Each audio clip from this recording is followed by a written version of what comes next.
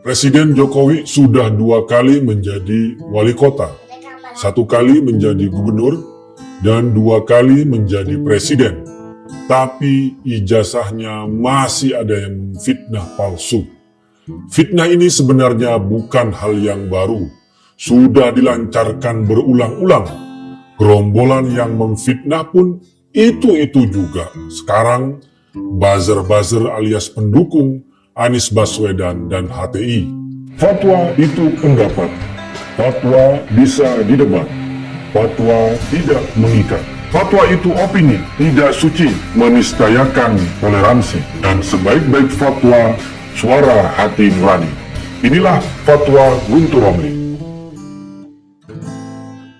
Assalamualaikum warahmatullahi wabarakatuh. Salam sejahtera untuk kita semua. Shalom. Shalom Aleichem, Om Swastiastu, Namo Buddhaya, Rahayu, Salam Nusantara. Presiden Joko Widodo kembali diserang fitnah. Bukan fitnah baru, tapi fitnah lama yang dimamah biak oleh gerombolan pembenci. Istilah memamah biak fitnah adalah kata yang tepat untuk menggambarkan kelakuan mereka. Ibarat hewan pemamah biak yang mencerna kembali makanan setelah mereka sebelumnya sudah menelan. Artinya, fitnah yang dimamah biak itu bukan barang yang baru. Fitnah itu jelas tak masuk akal sehat sama sekali. Terkait fitnah ijazah palsu Presiden Jokowi. Padahal dokumen Presiden Jokowi sudah diteliti dan teruji berlapis-lapis. Mulai dari pemilihan wali kota 2 kali, pemilihan gubernur di Jakarta 1 kali, dan pemilihan presiden 2 kali. Hanya orang yang kelewat bodoh yang mempertanyakannya. Makanya Gibran, putra Pak Jokowi, memberikan komentar saat ditanya soal fitnah ini. Ya dibantah 100 kali juga percuma kalau ngomong sama orang yang gak waras, kata Gibran. Artinya yang dihadapi memang orang gak waras, yang sudah tidak punya akal sehat, tidak punya nurani yang bersih. Padahal tahun 2024 Jokowi sudah tidak mungkin maju lagi. Tapi kenapa fitnah tak pernah berhenti dan makin menjadi-jadi? Kalau saya lihat ada 2 sebab dari fitnah ini. Pertama, gerombolan yang memfitnah Presiden Jokowi adalah kelompok yang punya dendam kesumat. Karena Presiden Jokowi dianggap musuh yang memberhangus mereka. Kedua, Presiden Jokowi tetap dianggap ancaman bagi masa depan mereka, meski Jokowi tidak lagi bisa maju pada 2024, tapi peran Jokowi dalam menentukan penggantinya akan sangat ampuh. Karena itu, Jokowi harus tetap diserang, difitnah, dan dibunuh karakternya. Dari golongan yang pertama tadi, mereka yang punya dendam kesumat pada Jokowi ada nama Ahmad Khozinuddin, yang kini menjadi pengacara penggugat alias pelancar fitnah ijazah palsu. Khozinuddin adalah tokoh Hizbut Tahrir HTI yang dibubarkan oleh Presiden Jokowi pada tahun 2017. HTI memang punya dendam kesumat pada Jokowi karena menggagalkan upaya mereka yang mau menjadikan Indonesia sebagai negara khilafah.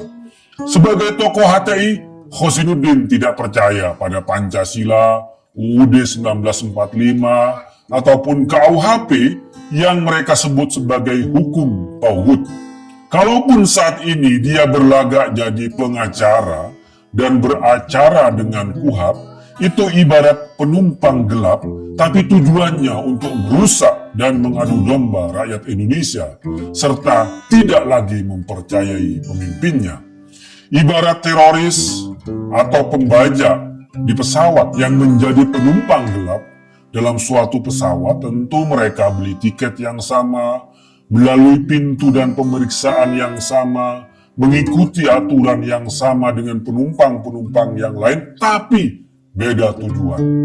Kalau penumpang-penumpang lain tujuannya ingin selamat sampai tujuan, kalau teroris dan pembajak tujuannya ingin membajak pesawat dan tidak sampai pada tujuan. Seperti inilah modus Khozinuddin sebagai tokoh hati yang tidak bisa diingkari jejak-jejaknya yang bertujuan ingin mendirikan negara khilafah di Indonesia. Dari golongan kedua, Jokowi masih dianggap ancaman bagi masa depan mereka. Meski tak lagi bisa maju pada tahun 2024 adalah para pendukung Anies Baswedan yang ngebet untuk tahun 2024. Sebutlah satu akun di Twitter dengan nama @Dr.Tifa yang sangat gencar sebagai buzzer Anies Baswedan, tapi juga sangat gencar memfitnah Presiden Jokowi. Tweet Tifa yang mengaku dokter itu sebenarnya konyol kalau tidak mau mengatakan tolol. Dia mengaku belajar anatomi, tapi menganalisa dua foto Presiden Jokowi yang berbeda usia. Yang satu masih muda dan berkumis, dan foto lagi usia saat ini dan tidak berkumis juga beda pose. Yang satunya agak tersenyum, satunya tidak. Kemudian dengan mengaku sebagai dokter dan belajar anatomi, tapi yang dijadikan bukti hanya foto, Tifa membuat kesimpulan dulu dua foto itu orang yang berbeda. Tifa ini mengamati anatomi atau fotografi. Kok mengambil kesimpulan mengatasnamakan anatomi, tapi hanya dari dua foto saja. Setelah disebarkan fotokopi ijazah UGM milik Presiden Jokowi, Tifa masih membuat fitnah dengan menunjukkan ijazah dia sendiri di UGM yang nama dia di ijazah dengan tulisan tangan yang katanya tulisan tangan yang indah, tapi di ijazah Pak Jokowi ditulis yang katanya sembarangan. Hanya berpatokan pada jenis tulisan di ijazahnya sendiri, kemudian Tifa membuat kesimpulan dulu bahwa ijazah Jokowi bisa dipertanyakan. Bisa jadi Tifa dan gerombolannya ini merasa Jokowi tetap menjadi ancaman bagi Anies Baswedan yang mereka gadang-gadang untuk 2024. Karena itu mereka akan terus memfitnah dan menyerang Jokowi.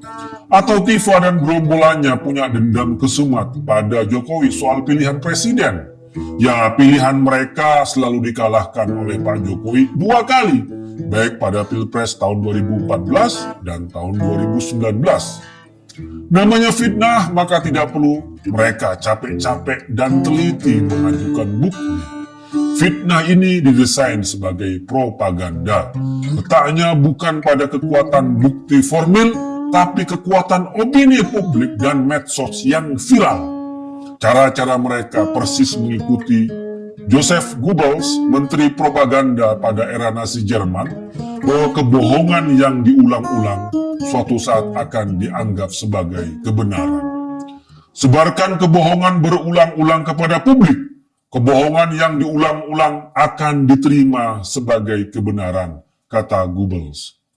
Dan ijazah palsu adalah fitnah pada Pak Jokowi yang terus diulang-ulang. Seperti halnya fitnah lain bahwa Pak Jokowi keturunan PKI. Kebohongan dan fitnah itu terus diulang-ulang. Harapan busuk mereka suatu saat itu dianggap sebagai kebenaran.